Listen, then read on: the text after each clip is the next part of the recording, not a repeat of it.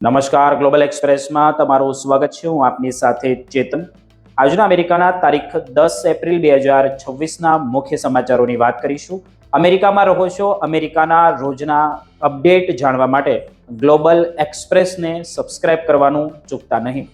આજના અમેરિકાના મુખ્ય સમાચારોની જો આપણે વાત કરીએ તો અમેરિકાના ન્યુયોર્કથી ચોંકાવનારા સમાચાર સામે આવ્યા છે. 62 વર્ષીય ગુજરાતી વૃદ્ધની કાર્યસ્થળેથી જ ધરપકડ થઈ. એક ભૂલ અને વર્ષોની પ્રતિષ્ઠા દાવ પર લાગી ગઈ. જાણો કુકી શોપમાં બનેલી એક ઘટના વિશે જેમણે સમગ્ર ગુજરાતી સમાજમાં ફફડાટ ફેલાવ્યો છે. આ પછીના સમાચારોની આપણે આગળ વાત કરીએ તો હવે અમેરિકાના ડોમેસ્ટિક એરપોર્ટ પરથી જ સીધું ડિપોર્ટેશન થશે. ટ્રમ્પ સરકારની નવી રણનીતિએ ઉડાવી ઇમિગ્રેશનની ઊંઘ અને મુસાફરી પહેલા આ વિડીયો જરૂર જોઈ લેજો, નહીતર ક્યાંક તમારો વારો પણ ડિપોર્ટ થવામાં ન આવે. ફ્લાઇટ ટિકિટ તમારા અમેરિકાના સપનાનો અંત કેવી રીતે બને છે તે પણ ચર્ચા કરીશું. આ પછીના સમાચારોની વાત કરીએ તો 2026ના નવા નિયમો, શું હવે તમારું ગ્રીન કાર્ડ પણ સુરક્ષિત નથી રહ્યું? દાયકાઓ જૂની ભૂલ હવે છીનવી શકે છે અમેરિકાનું સ્ટેટસ. જાણો એટર્ની જનરલની એ નવી સત્તા વિશે, જેના કારણે લાખો ગ્રીન કાર્ડ ધારકો પર લટકી રહી છે ડિપોર્ટેશનની મોટી તલવાર. આ બધા જ સમાચારોની આપણે વિગતે ચર્ચા કરીએ. આપ જોતા રહો ગ્લોબલ એક્સપ્રેસ.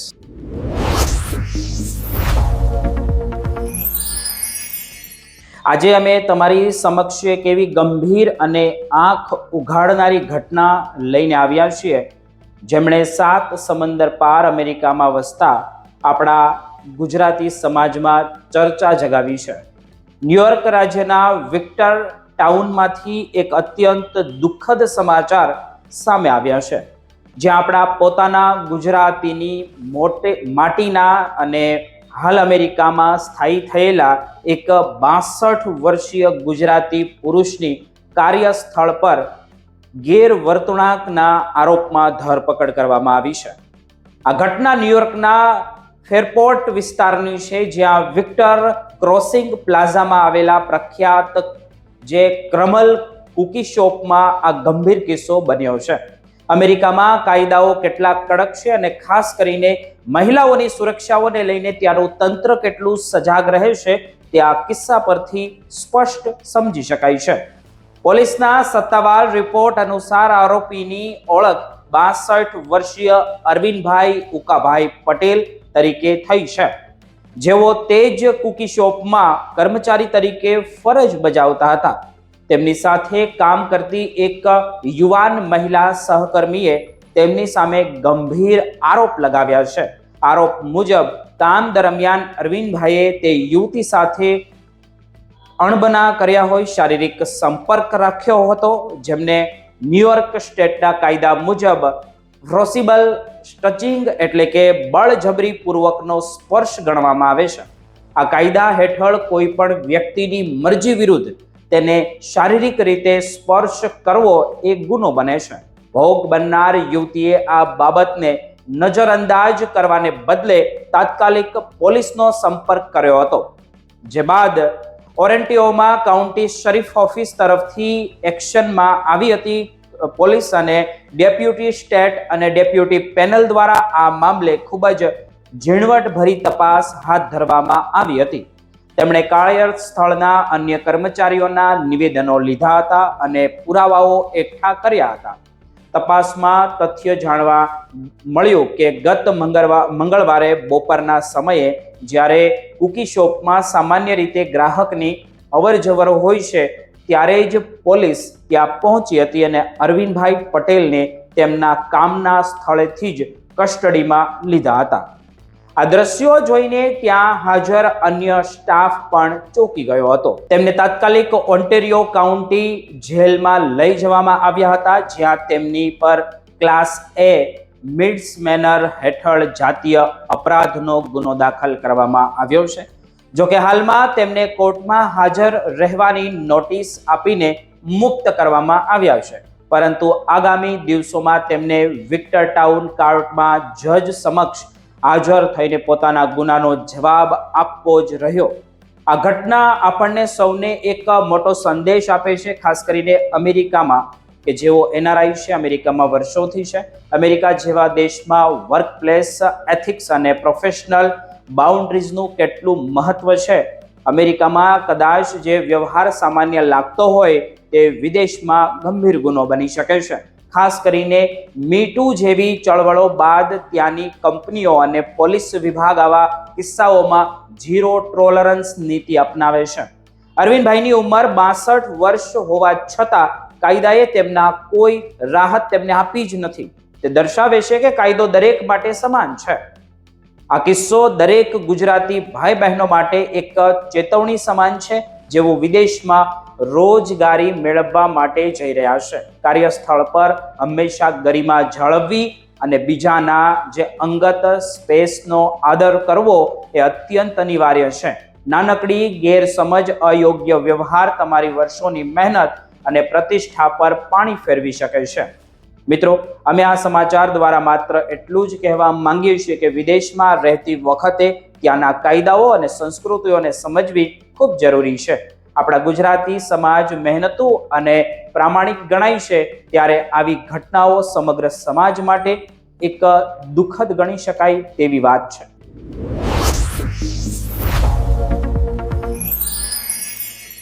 આજે અમે તમને અમેરિકાથી આવી રહેલા એક એવા સમાચાર વિશે જણાવવા જઈ રહ્યા છીએ જે ત્યાં વસતા હજારો ગુજરાતી ભાઈ બહેનોના જીવનમાં મોટો ભૂકંપ લાવી શકે છે.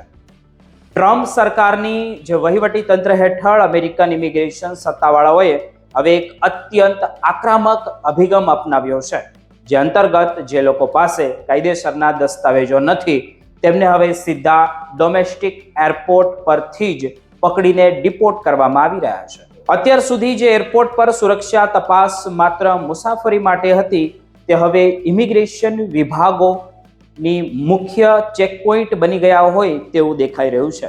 ટ્રાન્સપોર્ટેશન સિક્યુરિટી એડમિનિસ્ટ્રેશન એટલે કે TSA અને ICE એટલે કે ઇમિગ્રેશન એન્ડ કસ્ટમ એન્ફોર્સમેન્ટ વચ્ચે રિયલ ટાઈમ ડેટા શેરિંગ શરૂ થવાને કારણે જે આ આખી પ્રક્રિયા છે તે અત્યંત ઝડપી બની ગઈ હોય તેવું ત્યાં દેખાઈ રહ્યું છે. આ નવી રણનીતિને કારણે છેલ્લા થોડા જ મહિનાઓમાં સેંકડો લોકોની ધરપકડ કરવામાં આવી છે, જેમનાથી સમગ્ર ઇમિગ્રેન્ટ સમુદાયમાં ડરનો માહોલ ઊભો થયો છે.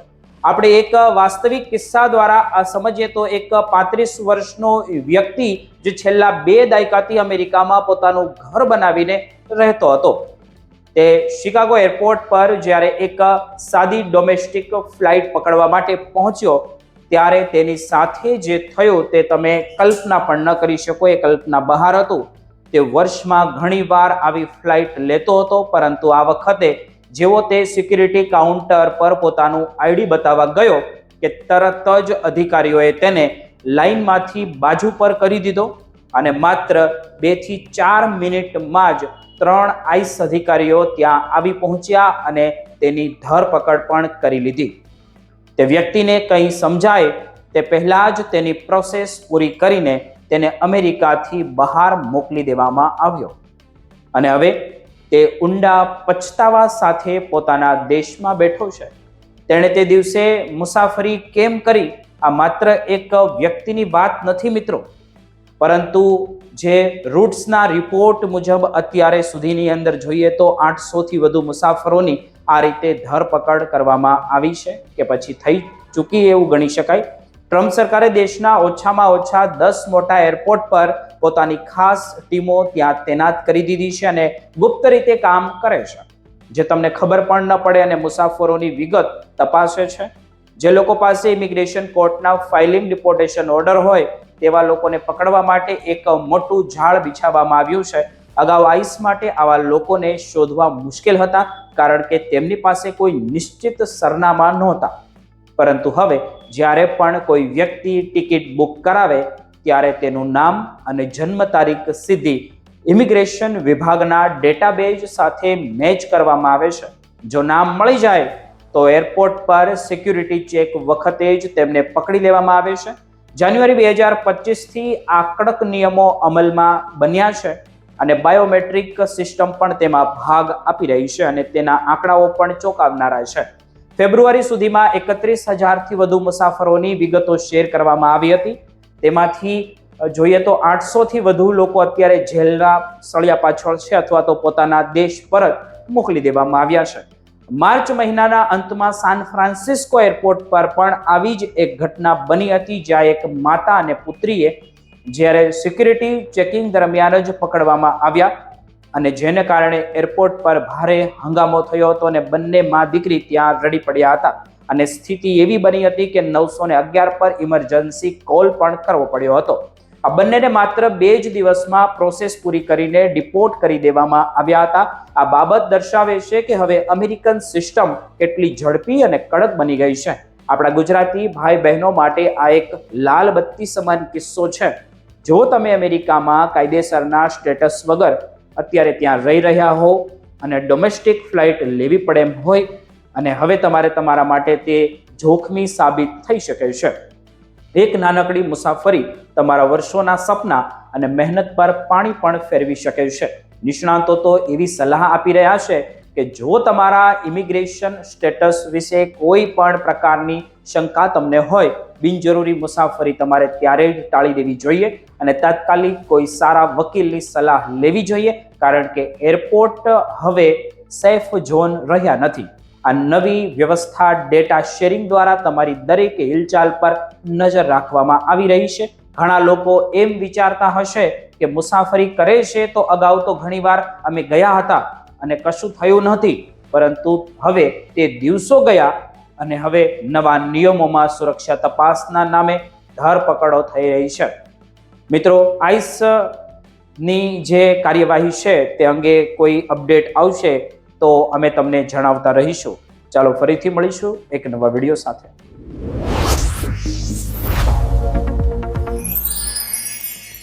આજે અમે અમેરિકામાં વસતા લાખો ગ્રીન કાર્ડ ધારકો માટે એક અત્યંત ગંભીર અને ચિંતાજનક વિષય પર ચર્ચા કરવાના છીએ. વર્ષ 2026માં અમેરિકાના ઇમિગ્રેશન પોલિસીમાં એવા મોટા ફેરફારો આવ્યા છે જે અમેરિકામાં રહેતા દરેક વ્યક્તિએ જાણવા ખૂબ જરૂરી છે. જેણે કાયમી વસવાટના ગણાતા ગ્રીન કાર્ડને પણ હવે અસ્થાયી બનાવી દીધું હોય તેવું લાગી રહ્યું છે. અત્યાર સુધી લાખો ગુજરાતીઓ અને ભારતીયો એવું માનતા હતા કે એકવાર જો ગ્રીન કાર્ડ મળી ગયું ને એટલે અમેરિકામાં તેમનું સ્થાયી થવું એ પાક્કું થઈ ગયું. પરંતુ વર્તમાન વહીવટી તંત્રની નવી વ્યાખ્યા મુજબ જો જોઈએ તો ગ્રીન કાર્ડ હવે એક કાયમી અધિકાર નથી, પણ એક એવી સગવડ છે જે ગમે ત્યારે પાછી તમારી ખેંચી શકે છે. મે 2025માં ન્યાય વિભાગે સ્પષ્ટ કહ્યું હતું કે એટર્ની જનરલ પાસે ગમે ત્યારે ગ્રીન કાર્ડની સમીક્ષા કરવાની અને તેને રદ કરવાની સત્તા છે. અને સૌથી ડરામણી વાત તો એ છે કે આ માટે કોઈ સમય મર્યાદા નથી. એટલે કે જો તમને 2010માં કે તેનાથી પણ પહેલા ગ્રીન કાર્ડ મળ્યું હોય તો પણ 2026માં તેની ફરીથી તપાસ થઈ શકે છે. USCIS હવે એ વાત પર ભાર મૂકી રહ્યું છે કે ગ્રીન કાર્ડ ધારકોએ સતત અમેરિકન કાયદા અને મૂલ્યોનું પાલન કરવું પડશે, અન્યથા તેમનું સ્ટેટસ છીનવી લેવામાં આવશે. ઇમિગ્રેશન વકીલો પાસે અત્યારે એવા લોકોના ફોન આવી રહ્યા છે જેઓ વર્ષોથી અમેરિકામાં સ્થાયી છે પણ હવે ફફડાટમાં છે, કારણ કે સામાન્ય પૂછપરછ હવે ટ્રાવેલ દરમિયાન પણ જૂના રેકોર્ડ ચેક કરવામાં આવી રહ્યા છે. હવે પ્રશ્ન તો એ થાય છે કે 2026ના નિયમો મુજબ કયા કારણોસર ગ્રીન કાર્ડ રદ કરી શકે છે. તો તેમાં સૌથી પહેલું કારણ છે અરજી વખતે આપેલી ખોટી માહિતી. જો તમે વર્ષો પહેલા જાણી જોઈને કે અજાણતા કોઈ ખોટી વિગતો આપી હોય અને તે અત્યારે પકડાય તો તમારું કાર્ડ રદ થઈ શકે. બીજું મોટું કારણ એ છે કે ક્રિમિનલ રેકોર્ડ ધરાવવો. હવે માત્ર ગંભીર ગુના જ નહીં પણ 20-30 વર્ષ જૂના DUI એટલે કે દારૂ પીને ગાડી ચલાવવા જેવા કેસ પણ ફરી ખોલવામાં આવી રહ્યા છે. જો તમે એરપોર્ટ પર ઉતરો અને રેકોર્ડમાં જૂનો ગુનો દેખાય કે પછી ગેરકાયદેસર તમે ત્યાં રહો છો તો તરત જ ડિપોર્ટેશનની કાર્યવાહી હવે શરૂ થશે. અને મિત્રો, આઈસના ડેટા પણ ત્યાં હવે દેખાઈ રહ્યા છે. અને ત્રીજું કારણ છે વિઝાના નિયમોનું ઉલ્લંઘન. અને ચોથું સૌથી મહત્વનું કારણ છે અમેરિકાની બહાર લાંબો સમય રોકાવું. જો તમે રી એન્ટ્રી પરમિટ વગર 6 મહિનાથી વધુ સમય અમેરિકાની બહાર રહો છો તો એમ માની લેવામાં આવશે કે તમારું રેસિડેન્ટ છોડી દીધું તમે છે. ટ્રમ્પ સરકારની નવી પોલિસી મુજબ હવે ગ્રીન કાર્ડ ધારકોની જે એન્ટ્રી અમેરિકન પ્રવૃત્તિઓ અને પબ્લિક ચાર્જ એટલે કે સરકારી સહાય પર નિર્ભરતાની પણ તપાસ થઈ રહી છે. જો તમે ઘર બદલ્યાના 10 દિવસમાં એડ્રેસ અપડેટ નથી કરતા તો તેને રેડ ફ્લેગ ગણવામાં આવે છે. અત્યારે એરપોર્ટ પર મુસાફરી કરવી એ ગ્રીન કાર્ડ ધારકો માટે એક પડકારજનક વસ્તુ બની ગઈ હોય તેવું લાગે છે, કારણ કે જૂના ગુના, જૂની ભૂલો અને ગેરકાયદેસર તમે ત્યાં ગયા હોય ત્યાં જ તમારી પૂછપરછ કરીને સ્ટેટસ રદ કરવાની નોટિસ આપી દેવામાં આવે છે. આવી સ્થિતિમાં વકીલોની સલાહ લયા વગર કે ગ્રીન કાર્ડને હવે કાયમી દસ્તાવેજોને બદલે દર વર્ષે રિન્યૂ કરાવવા પડતા લાયસન્સ જેવું સમજો અને તમારા તમામ દસ્તાવેજો જેમ કે ટેક્સ ફાઇલિંગ અને રહેઠાણના પુરાવા તૈયાર રાખો.